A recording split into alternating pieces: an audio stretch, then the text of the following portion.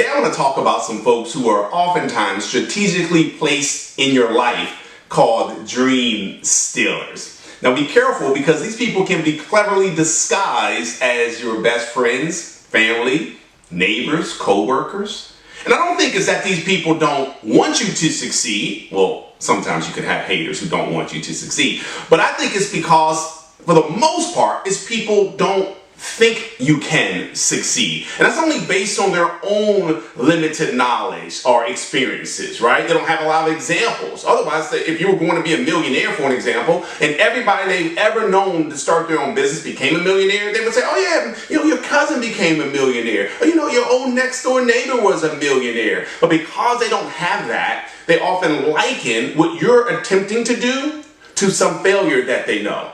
I don't know why people don't liken it to a success story, but people like to find people who didn't succeed and then compare your future endeavor to that. They'll say things like, well, your uncle tried something like that. Most people don't succeed at something like that.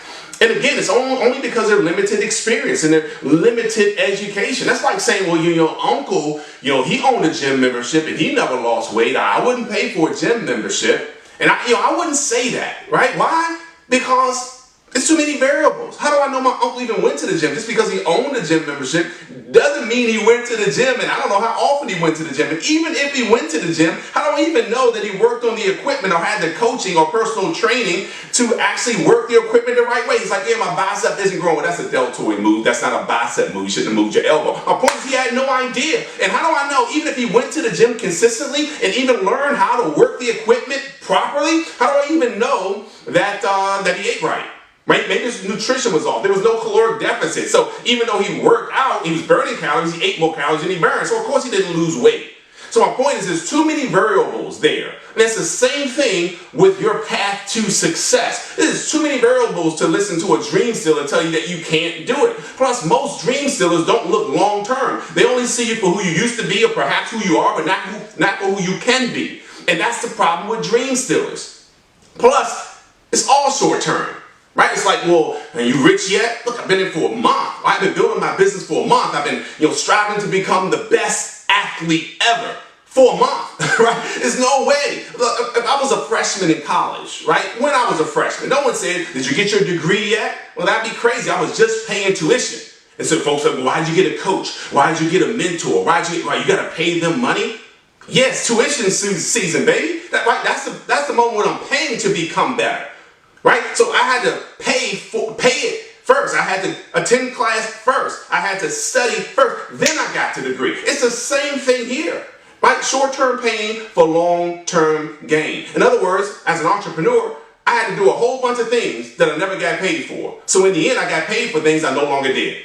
Right? That's the different mindset that you got to have. But the dream stealers don't have that mindset. That's why they're stealing your dream. Again, sometimes they think it's being protective, right? Like, yeah, be careful. So they think they're being protective. But it's discouraging to us who are going after our dreams, right? Plus, how in the world can you even dictate all the lives that I'm going to bless based on the decision I make today? So not only are they stealing your dream, they're stealing the dreams of others and don't even realize it. How do I know that? Because you can always count the number of seeds that are in one apple. You just break it open, you count the seeds that are in one apple. But you can never count the amount of apples that are in one seed. Why? Because you have one apple tree and the apples fall to the ground, those seeds disperse, and all of a sudden you have multiple apple trees, and all of a sudden you have an orchard of apple trees, all because you decided to plant that one seed. This is my point. Guys, go for it. Just whatever your dream is, go for it. Stop having dream stealers dictate what your future should look like. You determine that based on conversations you have with yourself. That self-talk, the internal dialogues we have with ourselves all the time.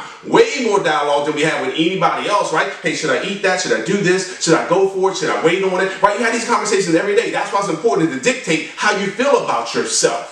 Right? And what you say to yourself. I'm trying to push you to a place where you say positive things about who you are and where you will be, so you're attractive in things in your life. Listen, just be the example. People are looking for an example today, right? They're like, man, I'm too young. Well, be the 16-year-old who does it. You say, well, I'm too old. Be the 81-year-old who does it. I don't have education. Be the person who's never made it past the 12th grade. You don't have a high school diploma to do it. My point is, let's eliminate the excuses. That way people have more examples, and the examples outweigh the excuses that the dream stealers are trying to use. Listen, I look forward to seeing you go after your dream. You got what it takes, so go for it. Dismiss the dream stealers, because a lot of folks who are telling you not to do it won't even be with you in the end. They say it's lonely at the top. I found it wasn't lonely at the top. It was just new friends that I had to make at the top because they thought differently than the people I used to hang out with.